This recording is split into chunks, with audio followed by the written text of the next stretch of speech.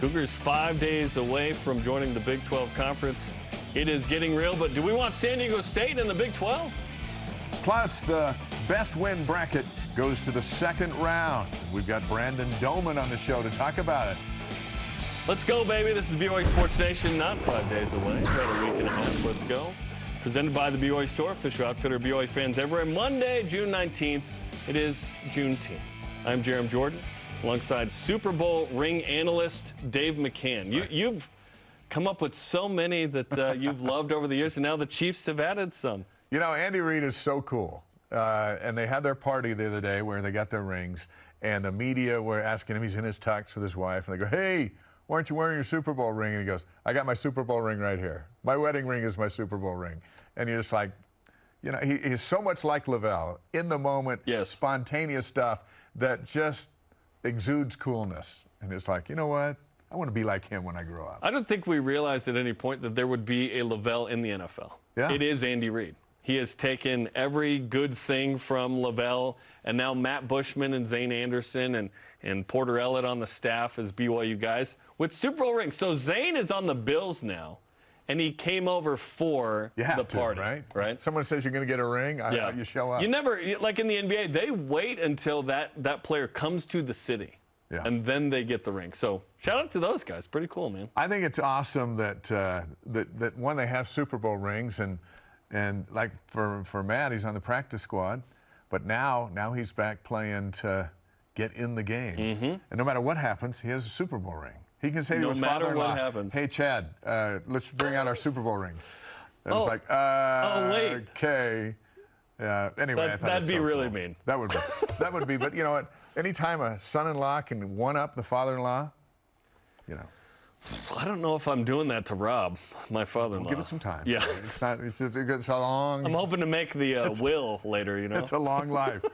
On today's show, as we kick off the new week, former Cougar Brandon Doman is here. We're going to ask him if he thinks the Big 12 should invite San Diego State.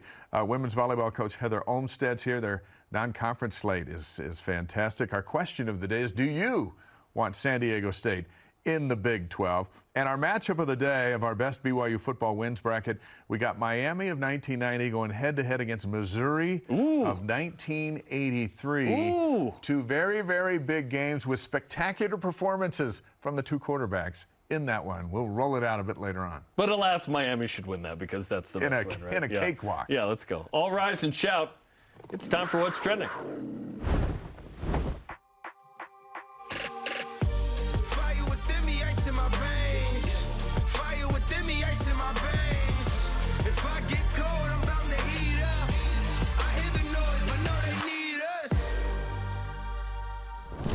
What's Trending is presented by BYU Food to Go, the MVP of your next event. Okay, Friday, Pete Thamel of ESPN reported that San Diego State told the Mountain West they intend to leave the conference. The Aztecs reportedly asked for a one-month extension beyond June 30th for that. San Diego State told the league it wasn't an official notice of resignation, so what was it? Meanwhile, the Pac-12, Big 12 haven't officially invited the Aztecs, although that never really happens. You're just suddenly in the league, right? Yeah. Thamel said San Diego State has to give a year of notice to withdraw next June and enter the league in 2024. If the school waits past June 30th, the exit fee of nearly $17 million jumps up to $34 million. So let me ask you this. Do you want San Diego State, who has clearly entered the portal, in the Big 12 in the future? Just how they've handled this whole thing is comical. It's like, you know, you're committing to go to the dance. I'll go to the dance with you, but I want 30 days to see if I can go with someone else. If anyone else. But I want you, I'm committed to you, yeah. But I want to be able to play what the Mountain West doesn't come back and say, hey, you're right. Just yeah, great. Whatever. We've never been burned by this before with anybody. Never happened to us. If I'm the commissioner, do I want San Diego State in the conference? I think yes, and for a couple of reasons. One, they're on the market, and two, if you're Brett Yormark, and he's been quite clear, he wants a land grab and he wants a time zone grab. Yep. This gets you Southern California without dealing with the politics of Pac-12ness, and it also gets you in the Pacific time zone without, again, having to deal with the politics of Washington, Oregon, and who's going to leave and who's going to not. Clearly, I would prefer it to be Arizona and Colorado. But if it's San Diego State and those two aren't jumping, I'd rather see them go to the Big 12 than the Pac-12. Basketball-wise, San Diego State's now in the elite status, and football's getting a little better, and we have a relationship with them. Yeah, I would say yes, but that's assuming that there are no other Power Fives available. Right. Like, if you say, who else you, well, I want Oregon and Washington. Yeah. And if I can't have them, then I would like Utah/Arizona probably, or Arizona State. And if I can't have them, then maybe Colorado, Arizona. So the San Diego State thing and even the Gonzaga thing, those are basically like, okay, if plundering the Pac-12 is not available based on TV contract, and sometime that's going to come out, is it going to come out this year, next couple months? Is it going to come out in the next few weeks? Seems like June 30th is a big day for all that. It feels like stuff. that. And July 1st, big day here as well. Yeah. Around that time, it'll be fun. If the Pac-12 TV deal is not good enough, and again, good enough is subjective. It's not just about money. Like, if you're on Apple TV Plus, streaming only, but you got the same or more money than the Big 12, is it better? You may not be seen. You think every Applebee's in America is going to pull that up so that your game's on in random bars and whatnot around the country? Not just Applebee's, you know what I mean, though. Like, I don't know. San Diego State, yes, for all the reasons you illustrated. The travel partner for BYU would be nice, although I think if they go one team, they'll probably go a second. Right. So San Diego State and Gonzaga, to me, could feel joined at the hip a little bit. Or UConn. Or you go UConn, and now you're truly coast to coast. But I'm afraid of a better whack, where you're too spread out, too many teams. Is it diluted in a way? If it's all about money and you can prorate these people in, okay, sure. But ultimately, I think the Big 12 is waiting for the Pac-12's TV deal to potentially not be good enough, and for a few disgruntled members to leave. And all it takes is a third team.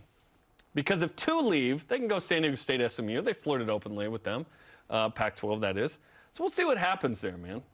It's going to be interesting. June 30th screams to me, because that's why San Diego State came out and said, hey, we're intending to leave. Yes, June they're in a 30th, hurry. Because the fee to get out doubles the next day. Yes, and that's to get in the league next season. Yeah. If they did it, in a couple years. So if they're pretty sure somebody's going to invite them, but they don't want to pay a double exit fee, but they might not invite them by July 1, then they come up with the idea of, hey, we're leaving, but we'd like you to give us 30 days. And that's just not going to happen. Yep. Matt Wesley, why don't you give us $36 million?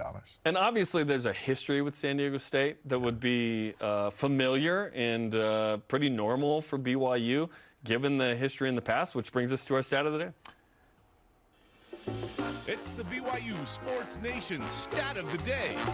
They played a bunch, Dave, 113 times, in fact, in football and men's basketball. BYU 79-33, and there was one tie in football back in the day. Yeah, that is famous from 91. Got BYU back into a Holiday Bowl and Yes, kept the Aztecs out. WAC title. That's actually one of the greatest ties in BYU history. Yeah. Which is all good, led by Ty Demmer. So there's a familiarity there, which brings us to topic number 2. If San Diego State joins the Big 12, it's a natural rival for BYU. And there's a relationship there. There's angst there. There's all that stuff that comes makes with a rivalry. That makes a rival. But if they don't, who would you handpick for BYU to be a rival in this Big 12? Oklahoma and Texas are leaving, so just kind of consider everyone else is left. Yes. Who's going to be the rival? If they asked me and I could force a rivalry like Utah, Colorado was. Which never works. Which never works, yeah. A rivalry just happens organically. When BYU went to the West Coast Conference, I don't think we were thinking, hey, in men's hoops, it's St. Mary's. I think we thought it was going to be Gonzaga. And oh, by the way, that's by sport. Sometimes it's not multi-sport. Like, Utah will continue to be the all-sport rival, and then Utah State kind of as well. Boise State in football became a rival, but it wasn't in any other sport. In the WCC, women's hoops, it was Gonzaga. Women's soccer, it was Santa Clara. Women's volleyball, it was San Diego. I wonder if that's going to happen in the Big 12, where it's sports-specific competitive rivalries, like we saw with St. Mary's and men's hoops, and so on and so forth. If I had to pick one, it would be Baylor. Here's why. You already played twice, got a little thing going there. Grimes and Mateos are still there, right? Familiar homies on the staff. They stole the Barrington brothers. Oh, by the way, Caleb Loader's on the men's basketball team. Both Christian institutions. I don't know that really matters all that much. But it could be Baylor. But I don't think there's going to be a forced one. There may not be a single competitive rivalry? Or does it become like Utah where it's like, well, we're competing with USC for the division title. That's the team that we eyeball. We'll see. It's got to come back both ways, right? USC could care less. They don't like listening to Utes, but yeah. They got Notre Dame to deal with. They don't think about Utah. They got Stanford to deal. Like everyone else is USC's rival, just like everybody was BYU's rival in the WAC. They're thinking about Oregon and Washington for the title. Wyoming was never BYU's biggest game. But it meant everything Hawaii, to Wyoming and Hawaii. Exactly. I'm going to go Houston. And the reason why is that there at least is a history there. BYU's 3-0 against them in football. They've been down there twice. They've had shootouts. They on the Haas's buzzer beater, they beat Houston there. Houston now in basketball. Think about how good that win was, given how good Houston's been the last few years. And now they're in the elite. Oh my. They're in the elite status. Yes, 1 seed last year. And also the reason I picked them is there's an enormous BYU fan base already there in the Houston area. Gifford Nielsen did work. Yeah, he did work. And so when the Cougars come to town, there's already a built-in agitation by the other Cougars of how did all these blue Cougars get into our stadium? And that never sits well, and that helps to feed a rivalry. So if you had to pick one that at least has the start of something, I would go Houston based on that. But what I wouldn't do is assign somebody, hey, by the way, you now hate those guys, and they hate you. That's not how it works. Ring the bell. Hatfield, McCoys, come over here. Oh, wait, you already do hate each other. Yeah. There was a mini hashtag battle between Houston and BYU a couple years ago, by the way, for hashtag Go Cougs. Yeah. To where I believe, and I think it was Washington State even, was in the mix, but it's like COOGS, but BYU is the COUGS. There are these things that happen with rivalries. But you got to have history. You got to have a choke sign from Eric Mika. You got to have Brad Wall to throw a mouthpiece. You got to have a Dell of a dagger. Half-court things right after Haas hit his big shot, so you went from here down to here. These things happen, as they said on It'll be fun to watch and see how it evolves. Okay, our question of the day is this. Do you want San Diego State to join the Big 12? Weigh in. Nate_Dunn says on Twitter, no. There are 4 different teams who are a better fit for the Big 12 in both athletics and geographically. Thanks for not mentioning academics. Colorado, Utah, Arizona State should be priorities 1 through 4. I would say Oregon and Washington are 1 and 2. And remember, we're not saying should they choose them over those guys. We're assuming those guys aren't available. Yeah, and to me, this isn't like first choice right now. It's like at some point, would you want San Diego State in? They add more value in every aspect than bringing San Diego State. We need that nice beach spot, though, in the league. You know what I'm saying? Everyone, that would be good. Off-season meetings. They don't necessarily have to be in Dallas. They could be on the beach. Exactly. Okay, continue to weigh in on Twitter, Facebook, and Instagram. Hey, our big party's coming up Saturday, July 1st. Talked about it a moment ago. We'll participate with BYU Athletics to celebrate the Cougars joining the Big 12 Conference. Join the BYU Sports Nation game day crew. We'll have interviews with coaches and players live from the celebration July 1st from 5 to 7 Eastern Time on BYUtv, BYU Radio, and the BYUtv app. And then we'll just pretend that Stadium of Fire is part of the party, and we'll light up the night later on at LaVell Ridge Stadium. We'll be over there doing some stuff. That's awesome. It's a great night. Okay, coming up, the Dominator, Brandon Doman, tells us about 2000 win at Utah, 2001 against Utah. This is BYU Sports Nation. This portion of BYU Sports Nation is presented by BYU Food to Go, the MVP of your next event.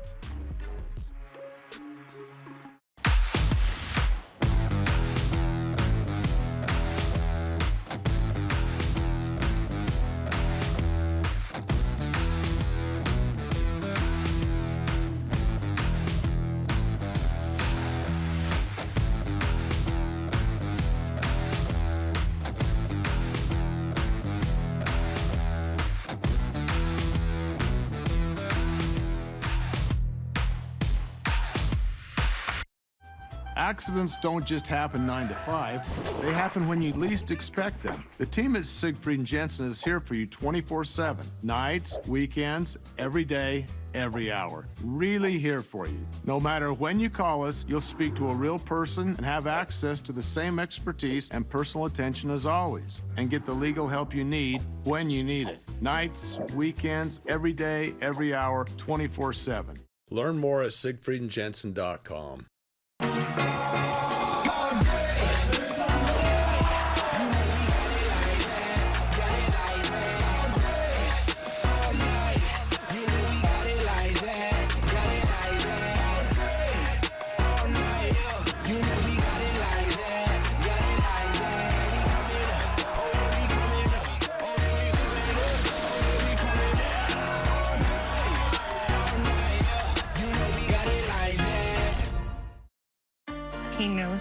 different. He knows that things are hard for him.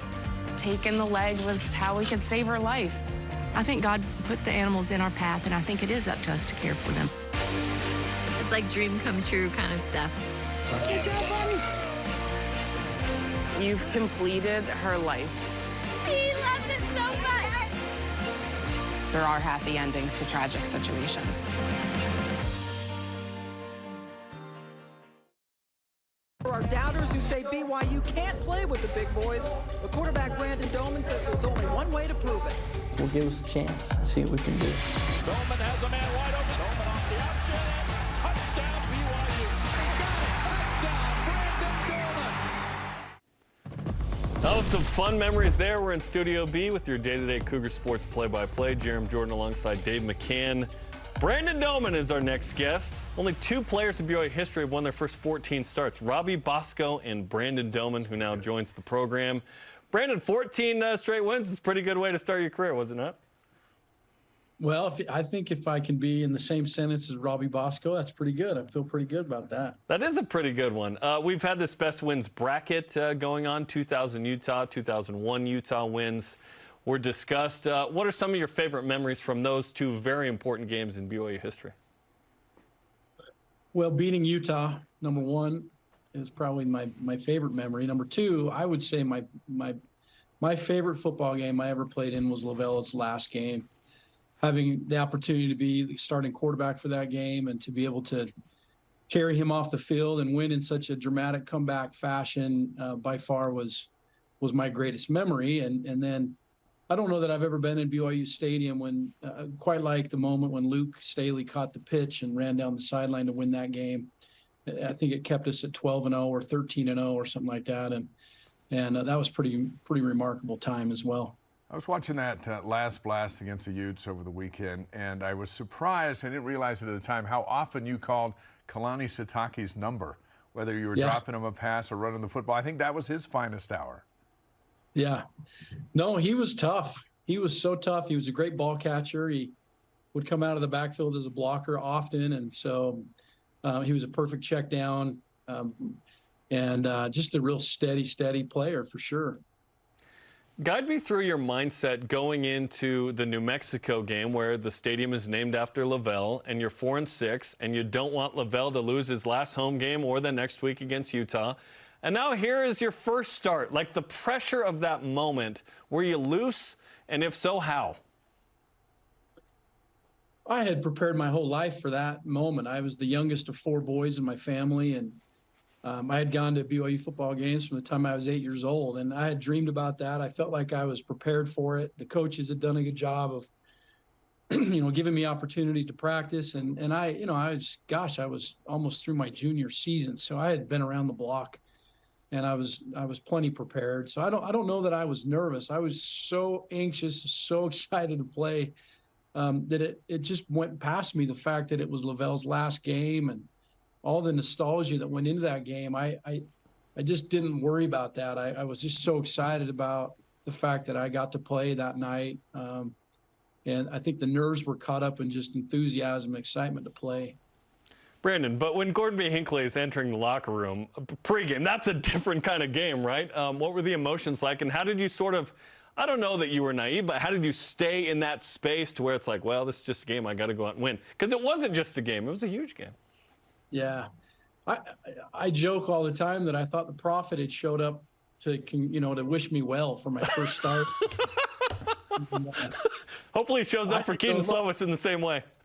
Yeah, lo and behold, he was there for Coach Edwards. I couldn't figure it out. But, the story is that he looked at the team and congratulated Lavelle on a great storied career. And then he looked at us and says, guys, we've got to send Lavelle out with a victory tonight. And then he pointed out and said, so, don't muff it. And in my closet at my house, I have this little picture of the prophet, Gordon B. Hinckley, and the phrase that says, don't muff it. And ever since that day, it's ironically, I think uniquely in my life has been kind of a little motto that I look at every morning when I get up and head out for the day. Don't muff it. And I'm grateful for that. Those are words to live by for sure. So here we are, wrapping up the month of June with July, and the team reports next month, the end of next month. How important is this time for a quarterback? Well, he has so many opportunities to get with his players. He still hasn't quite figured out the system. He still doesn't quite have the camaraderie with the receivers. When I was going into my first season as a starter, I hadn't played any football games. Now, that's different for him. He's played a bunch of football games. I only played 2.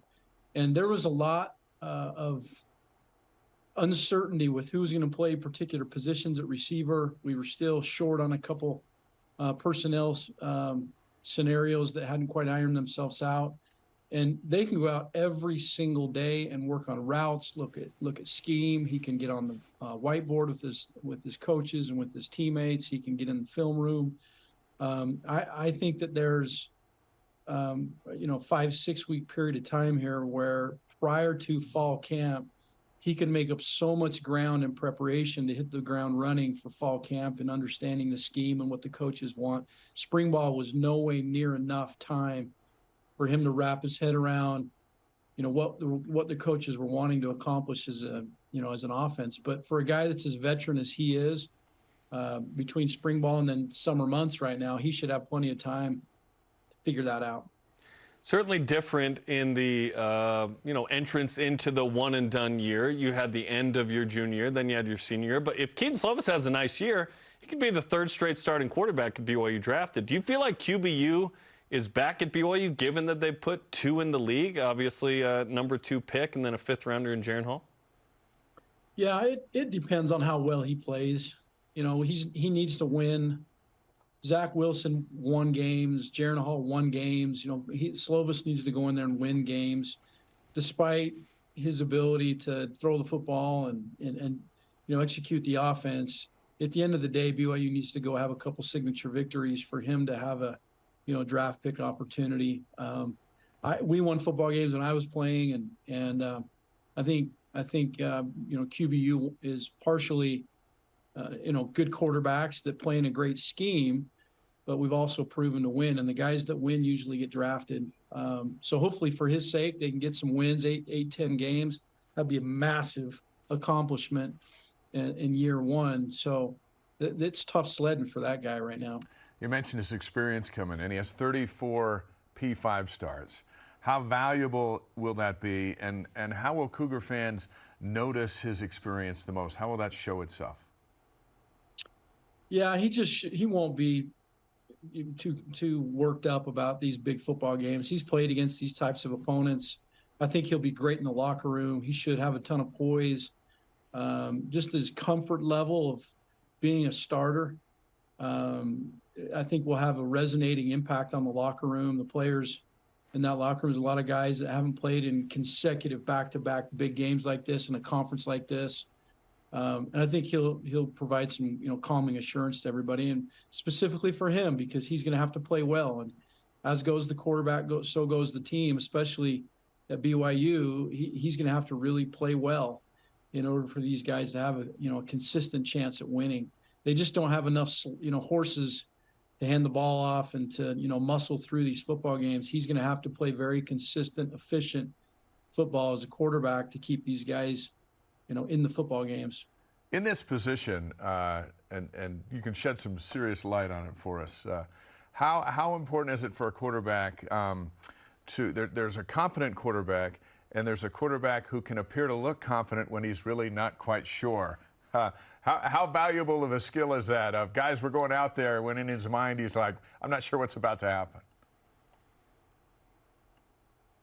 The team can see right through it. It's a matter of just being the field general and having to communicate on the sideline, out on the field, during practices. And if the quarterback's not confident, I think Vince Lombardi I know Vince Lombardi said that leadership rests upon truth in your purpose and willpower in your character. And they can see right through your truthfulness and your purpose and your willpower. And confidence displays itself really fast, and they'll only follow you so long without you displaying a ton of confidence in who you are and in them as teammates and in your ability to execute the offense. So hopefully, like I said, he's taken full advantage of every minute he's got during the summer here to prepare. to be ready to play. Aaron Rodgers is doing that out in New York with the Jets. I mean, hats off to him for getting out there and spending as much time as he can, because he recognizes that right now is his chance to go win. And I think Slovis is going to have to do the same thing. Brandon Doman joins us on BYU Sports Nation. Was the Dominator a nickname that you had growing up, or was that something that BYU gave you? Yeah, my teammates gave it to me at BYU. There's a number of, like, 2 or 3 guys that think that they came up with the nickname. So I'm not going to pinpoint one of them, but one of my offensive linemen felt like he came up with the nickname. And Which anyways, one? Dustin Staley, Luke Staley's, Aaron McCovens, and then Dustin Staley, Luke's older brother. They all claim that they came up with the nickname, but it's stuck forever. I mean, I'm 46 years old and it's stuck. You know, the 14 wins in a row had a lot to do with the sticking. Yeah. And the picture was cool, too, of the Gladiator, which I think came out around that time. Were you on board for all that, or were you like, whatever you guys say? Look, I think it gave me like 1 vote in the Heisman voting. I think I was the 9th vote getter, so I don't know that it served any purpose more than just giving me a nickname. But I was so grateful. Yeah, the marketing team there at BYU, some of those guys are still there. I remember working with Duff Tittle and some of those guys to come on the campaign, and I just so grateful for all those guys. There's so many people behind the scenes in an athletic department that do way more than anybody realizes, and those guys went to bat for me with the media. And I think halfway through the season, between all the work they had done and BYU fans, I was, getting a lot of notoriety through ESPN, and Heisman Trophy was running a voting campaign, and I was the #1 vote getter and throughout the season. So it was fun. I'm sure it helped me, in getting drafted and all the other things that happened after the season. It was, a lot of that went and, helped me in a lot of ways. Hey, for the next minute, you are the commissioner of the Big 12. June 30th is coming up. Are you going to invite San Diego State into the league? I would do everything they can to get Utah, Colorado, Arizona, and Arizona State, make it a 16-team league. I don't know that San Diego State fits the bill for what the Big 12 truly can accomplish if they'll hang tight for a minute. I think the Pac-12 is in a unique situation, and I think Utah and Colorado, and like I said, Arizona and Arizona State are going to be in a better position if they'll group together and unify together and make that transition at the right time into the Big 12. And between the Big 12, the Big 10, and the SEC, that will make 3 really solid conferences at that point. Oregon and Washington and them, I think they're going to jump ship as well and probably end up in the Big 10. So I don't know that San Diego State's the play I'd make right now if I were the commissioner. Well, the play wasn't in Qualcomm Stadium anymore because they tore that thing down. A lot of great memories, but that place was a dump, including your 59-21 win in 2001. Brandon, we appreciate the time, man. Thanks for coming on the show. All right, guys. All the best. Take care. The Dominator on BYU Sports Nation. So good. He's so full of information.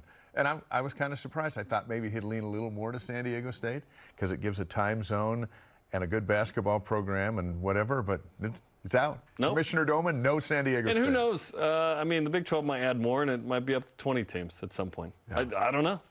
We shall see. How ambitious will the Big 12 be? Hey, what we're going to see coming up is the Y Awards. Spencer and Jarom in their tuxedos are going to MC the biggest and brightest in BYU athletics over the last year in their annual event. You can watch or listen Friday, June 23rd. That's coming up at noon Eastern on BYUtv and BYU Radio. You going the same tux as last year? Or you're going to? Nope, mixed it up. Yeah. Nice. And if you Venmo me enough, I'll just tell you the winners. Just DM me.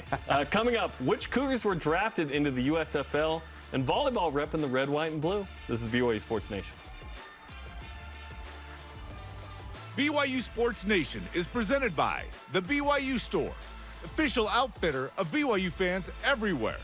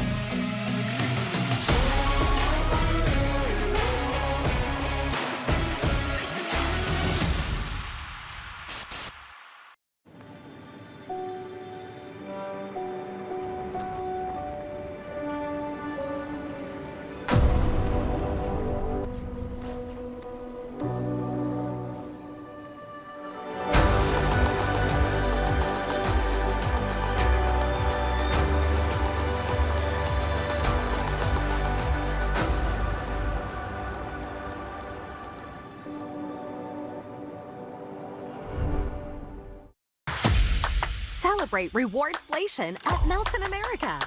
Get double rewards on every purchase with your Mountain America Rewards credit card to help with fuelflation, foodflation, and phytoflation.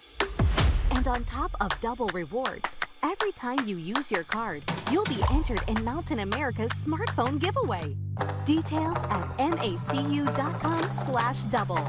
Double your rewards today. Looking for something the whole family can enjoy this summer? There's nothing better than laughing together all summer long with the free BYUtv app.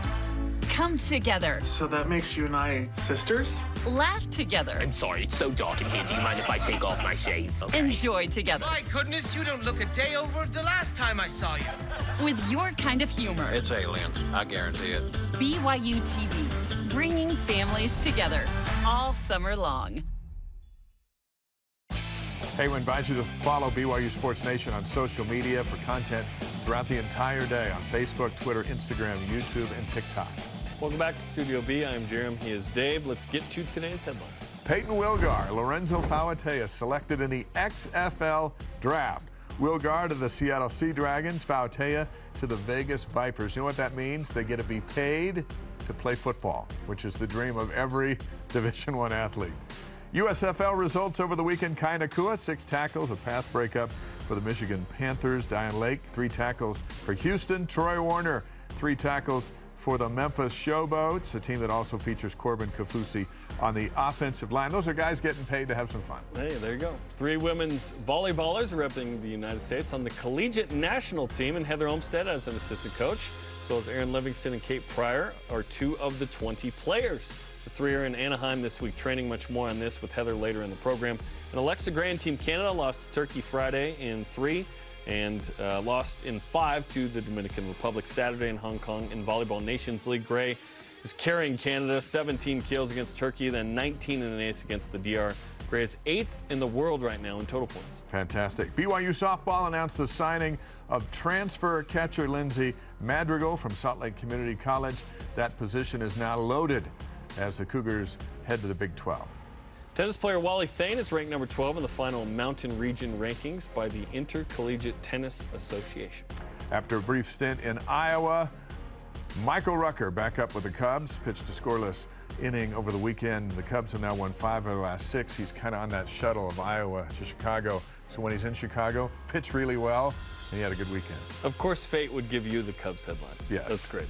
As it should be. Lee Cummard was named to the 2023 75 Rising Stars Impactful Women's Mid-Major Assistant Coaches list. How fortunate is BYU to have Cummard on that staff? He's a great coach. Yeah. Bob Huggins is out as West Virginia's men's basketball coach after multiple off-the-court incidents, including one using a homophobic slur in an interview, and then Friday night a DUI. Huggins was the active Division I leader. Says he plans to retire. That'll all come out this week, as reported. He was put in the College Basketball Hall of Fame just last fall. Still waiting for that Big 12 basketball schedule. BYU's going to go to Morgantown, but now they'll face a different group of Mountaineers. Yeah, we'll see who you play just once, who twice, and whatnot. Okay, those are today's headlines. Let's whip it. Cougar Whip Around is presented by Maersk, your e-commerce logistics shipping partner. Father's Day yesterday was great. Hope everyone had a good day. What's the best father-son's duo in BYU history? There's a lot of great ones. Grit and Steve Young, Marty or Tyler Hawes, right? Or maybe TJ, any of the Kafusis, Johnny and Todd Miller. I don't know. There's been a lot of great ones. It's been, and more power to all of them. And happy belated Father's Day to everybody. Okay, BYU Throwbacks tweeted a video of Max Hall's 4th and 18 conversion to Austin Collie against Utah in 2007. Hall said that was the loudest moment at LaVell Edwards Stadium he's experienced. What's the loudest for you? Kai Nakua's pick 6 against Boise State after the Hail Mary from Mangum to Juergens. It was loud to begin with, which followed the Nebraska Hail Mary. Then we got this one, and then the pick 6 where Nakua just kept going in the end zone, jumps up, places bananas, was a wide out, so just a sea of white going nuts. I looked at Blaine during our broadcast, and I thought, oh, this is next level. 0-1 Utah with the Dominator and Luke Staley on that pitch was number 1 for me. Jason Shepard tweeted a photo of him and Trevin Nell at Disneyland. over the weekend. On the teacups, probably. Who's the most random person you've run into at a theme park? Look at that. I saw Tom Homo, and we were wearing the same shirt, like logo, but different colors of like Mickey doing a Y or whatever. Last April. I saw Tom, yeah. I was like, hey, what's up, man? All right. Yeah. Okay, College Football Home tweeted this. This is the greatest question ever. For the rest of your life, would you rather, 1, only liquid you can drink is water strained from a tuna can, but your favorite college football team wins at least 10 games per year, or 2, full choice of liquids like you have currently, but your favorite college football team never wins more than 5 games per year? Dave, what's your answer? Hands down, number 2. I have a sensitivity to tuna fish. I can be in any part of the house, and I can tell when Diane opens a can of tuna fish. It's like I would go without. Yeah. I'm going to take less than 5. What about you? How much do I love BYU versus football versus liquid? Not liquid. Tuna. Any liquid, and it's only tuna. I've got to go with 2, but it's really hard. I like when BYU wins 10-plus games. Yeah. Because 1's enticing, but yeah. I don't In like the tuna end, fish. life happiness is better. Yeah. Okay, coming up after the break, Heather Olmstead was named an assistant coach for the United States, as we mentioned, Collegiate National Team. She's taking 2 of her players with her. They're already there. Olmstead joins the program after the break as BYU Sports Nation continues. This portion of BYU Sports Nation is presented by Maersk, your e-commerce logistics shipping partner.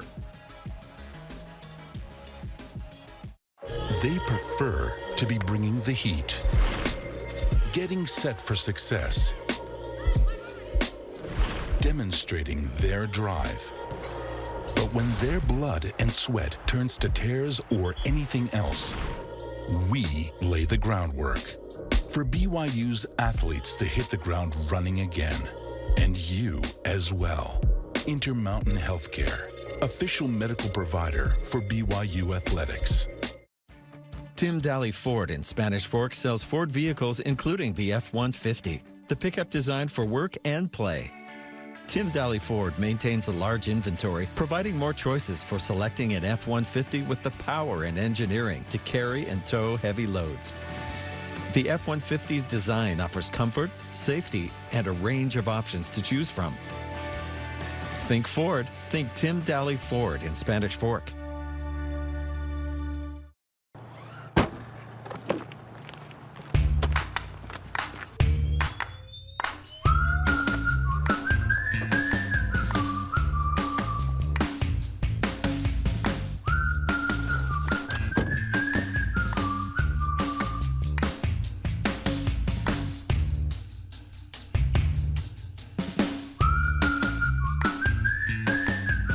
Quick crack.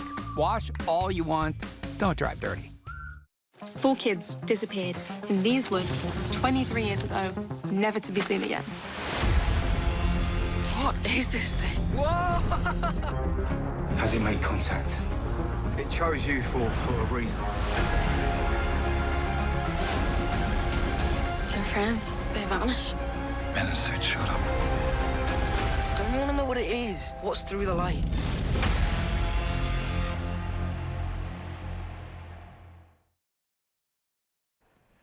Heather, as we mentioned from the women's volleyball team last week, Heather Olmstead as an assistant coach on the USA Collegiate National Team. Erin Livingston and Kate Pryor also made the team as 2 of the 20 players. We had Heather Olmstead in studio last week to talk to us about the big news. Heather, congratulations on being named a Collegiate National Women's Team coach once again. This is not new territory for you. You've done this before. You've obviously earned the right to be there, but it's still special each and every time you do it. What's going to make this experience unique this time around? Yeah, thanks. I appreciate it. It is always special and exciting when you get that call, especially when it's from Coach Karai inviting you to be a part of any sort of arm of the national team. So I'm excited to be in the gym and to work with some of those great coaches. I'm going to be an assistant coach with the Collegiate National Team and work under Michelle Chapman-Smith. She's a great coach. So I'm excited to get in the gym and be around 20 of the best collegiate players in the country and learn and grow right along with them. And you're not alone. You're taking 2 of your players, which is exciting. Kate Pryor, a sophomore, and then Erin Livingston. They made the team, 2 of 20. Yeah, I'm super excited for Erin and Kate. You know, we took a large group of that tryout in February, and Aaron and Kate had the opportunity to work with Karch and his staff at that tryout and were identified as some players they want to get in the program. And so I'm excited to travel with them, to be an assistant and have them be coached by other coaches and to learn from other players. And it's just it's a great vibe when you get in the national team, Jim. This is a little bit different setup. This isn't like a true foreign tour where you're competing across the pond. So what's going to make this one different in terms of the competition and what you're trying to accomplish? Yeah, the Collegiate National Team for the past couple of years has been taking their group to Anaheim to train in the gym where our national team, our senior national team trains. And so the unique thing about this opportunity is we will be in the same gym with the national team. The team's, I think, getting back from Brazil next week. And so we'll be able to watch them practice in the morning, and then we'll have our practices in the afternoon. We'll be able to have some Q&A with Karch and learn from them. But we've got our own staff with Taiba and Danielle Scott, who are Olympians. Amazing. They've got medals, so they'll have a chance to talk with us about their experience in the national team. But just being around Karch's staff and our 20 players and have us all learn and grow together and compete for 5 days and scrimmage each other, I think it's a really neat opportunity for all these women. And right now, the United States is competing in Volleyball Nations League, an international tournament. Ronnie Jones-Perry is in the pool, which is pretty cool. She's been playing internationally all over the world, Brazil most recently. She got to travel on the last trip. And then Alexa Gray's playing for Canada. How proud of you are about those two in particular who are still doing it? Yeah, it was so fun to be texting Ronnie and Alexa last week. They were both in Turkey together. That's cool. They both played so well, and they said they got to meet up with each other and chat for a little bit. And I'm just so proud of them and being resilient, and both of their careers have gone well past, playing here. And Ronnie's continuing to grow and up her game, and Alexa as well. And Alexa had a great match yesterday. And so it's just exciting to see Cougars, all over the world playing volleyball for their national teams, for Canada and USA. And to get to have that experience chatting with them and for them to chat with our team, I think it's good for all of us to see them playing at a high level. What's the ceiling for Ronnie Jones-Perry? Yeah, I think, the sky's the limit for Ronnie. I think she's got that determination, that hard work, again, resiliency. She's been done for 5 years, and she's just getting her chance to get on the senior women's national team roster. And that shows her resilience and her patience and loving her craft and just being a learner. And so I'm going to hang out with her next week in Anaheim and pick her brain. But I think she can, the ceiling's really high for her. She can accomplish whatever she wants, and I know she's having a fun time. Love to watch her in the Olympics at some point. That'd be fun. Cool. Aaron Livingston, kind of the next dynamic outside hitter who's going to make this collegiate team, which is exciting. How have you seen her develop, especially last year playing 6 rotations? Yeah, it started last summer. She was on the collegiate national team and went and did the same thing. So she's a 2-time college national team participant. And so she really took last summer and just dove right in last fall with confidence, and it just keeps growing, and she's getting more comfortable playing 6 rotations, and I think she's really accepting her role and wants to be great. And I think this summer and this experience with the collegiate national team is going to help her just with that leadership role and developing and furthering her game. And she understands, the demands of being a 6 rotation outside hitter. And the foreign trip gave us a good chance to, see what it's like overseas with outsides playing 6 rotations and a different ball and different rules. And it was good experience for all of us. And then Kate Pryor was a big-time recruit that you got. You fought off a lot of names there, and then she played some middle, played some right side last year. What's in her future? Yeah, I think Kate, she's such a physical player with a great arm, with great energy, great enthusiasm, and she's so coachable. She really can accomplish whatever she wants, whatever position she plays. She's been so open to doing whatever we've asked of her, and I think that served her well at the tryouts, that she was able to kind of be flexible, but they're looking at her, in the opposite. And but she's just so open and wants to get as good as she can, and she's got a bright future, so we're excited about both those being with the USA next week. And there are a lot of moving parts here. European tours, you got a couple of players with the women's collegiate national team. Uneventful summer for you, Heather. All to get ready for what's going to be a really fun early season, which features a powerhouse in Pitt for the 3rd time in 4 years. How did that matchup come to be? Yeah, this summer has been exciting with the foreign trip, and we had a great spring, and we're looking forward to the fall.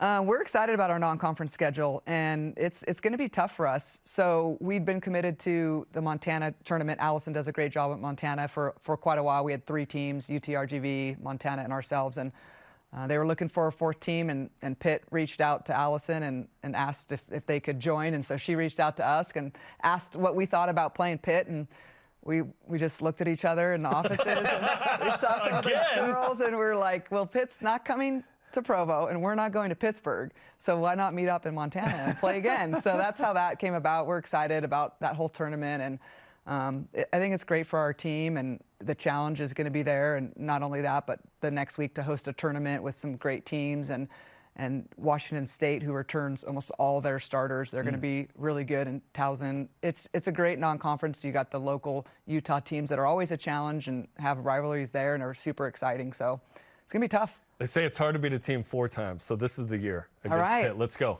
Okay, notably among those Utah teams you mentioned, Utah State's back on the schedule. Yep. This is your alma mater. Yeah. You beat BYU in the NCAA tournament. Like, there's history there. Rob Nielsen's up there from BYU. They have become really good the last couple of years under Rob. It's a game that can benefit you, and now you play your alma mater. Why this year?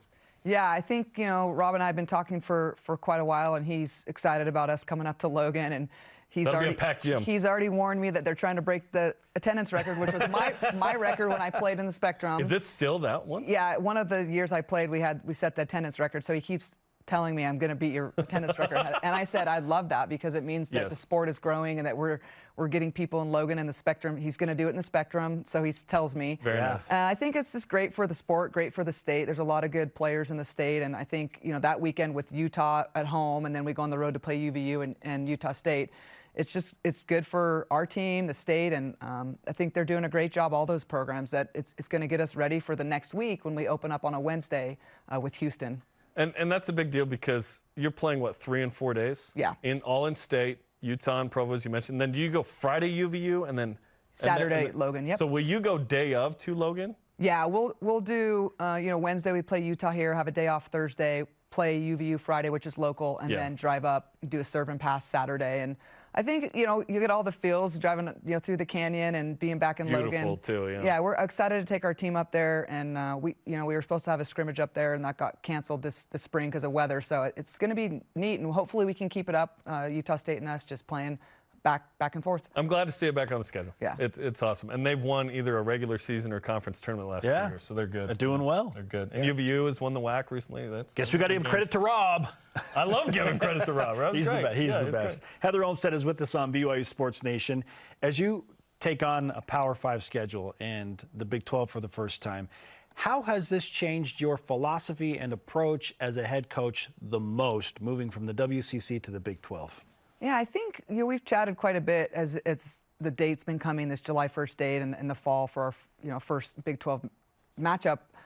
I think we're approaching things the way that we always do in our program, is that we have standards of how we're going to practice and how we're going to perform, how we want to prepare our coaching staff, our players, and we lay those out, and we want to meet them every day, and we want to go into this fall understanding that we don't know what we don't know, and we don't want to act like we know more than we do. It's new places, new teams, new travel, all these things are new, but we also don't want to sell ourselves short. We want to compete, and we want to be the very best we can. So we're going into this non-conference and the fall with the Big 12 just with expectations that we're going to do our very best, and we're going to compete every night, and we're never going to give up, and we're going to see what happens. But we don't want to put too much pressure on ourselves, but we also don't want to not expect things from ourselves. We want to be the very best we can, and we've got the players to do it, and we saw that this spring and with our foreign trip.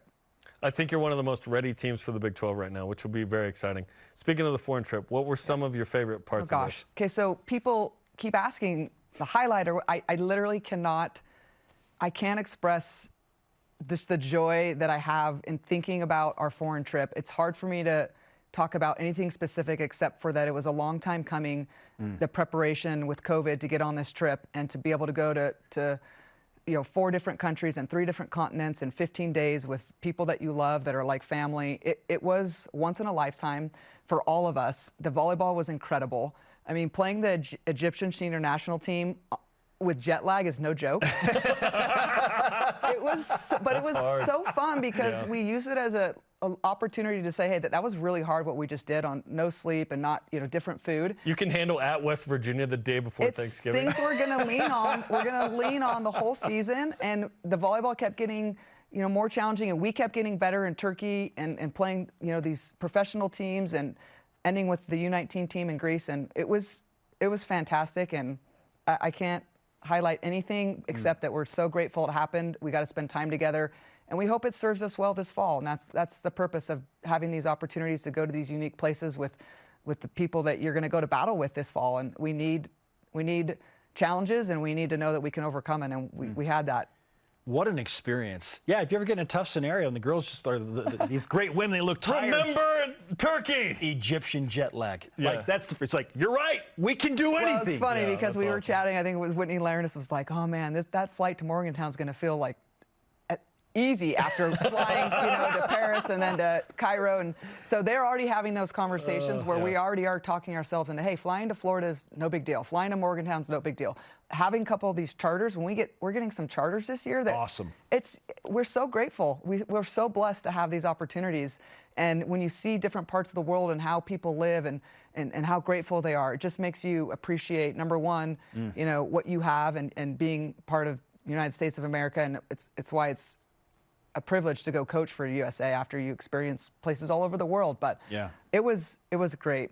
Well-deserved treatment for an outstanding group of women. Yeah. Can't wait to watch you and your team compete. And good luck with the Women's Collegiate National Team as well. Thank you very much. We appreciate it. Heather Olmstead on BYU Sports Nation. Pretty cool experience. They don't play any competition, but they get to train together as the United States Collegiate National Team. And you couple that with what she just talked about, all the adversity of Egyptian jet lag, having to play. When you're literally at West Virginia on a Tuesday, the week of Thanksgiving, no thing, man. We've been to Cairo playing the national team. You do Cairo, you can do. You can do anything. You've been to Egypt. You've ridden camels. I was in the area. Where are they going to finish first year Big 12? You're our volleyball top three. guy. Top three. That'd be great. Texas is the national champs, but BYU was right there with Baylor and Kansas. Awesome. Yep. Okay, coming up after the break, the second round of our best football wins bracket begins, and today's the doozy. Can anyone take on 90 Miami? I don't think so. This is BYU Sports Nation. BYU Sports Nation is presented by the BYU Store, official outfitter of BYU fans everywhere.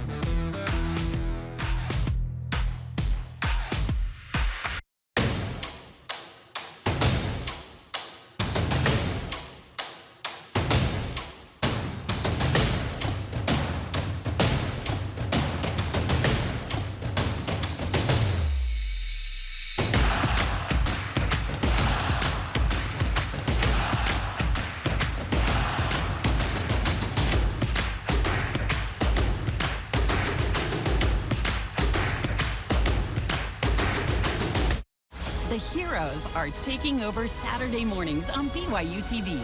Heroes who are brave, smart, and wield magical powers. Heroes who are good friends, problem solvers, and kind to everyone. Heroes who work together to lift and inspire, to make someone's day. Watch your favorite heroes in action Saturday mornings on BYUtv, and then go be a hero yourself.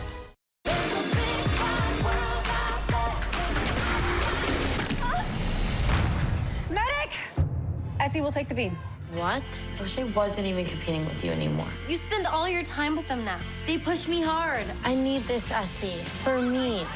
I'm not gonna just stand by and watch the two of you turn on each other. I can't do it alone. You are not giving up. Whose power you got? Our power.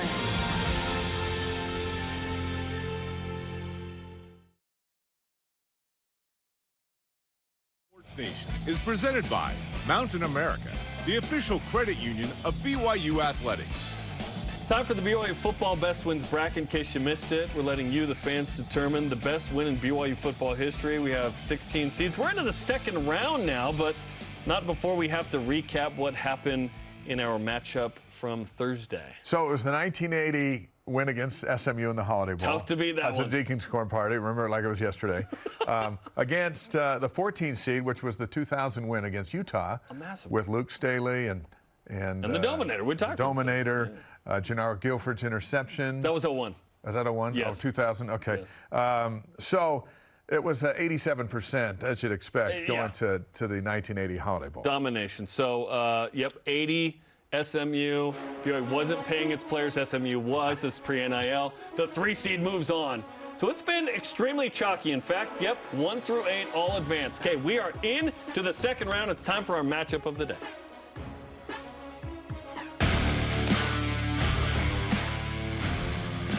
Touchdown!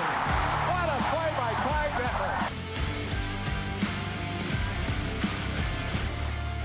Touchdown! And you got to give Ty Detmer credit again. One touch with the ball.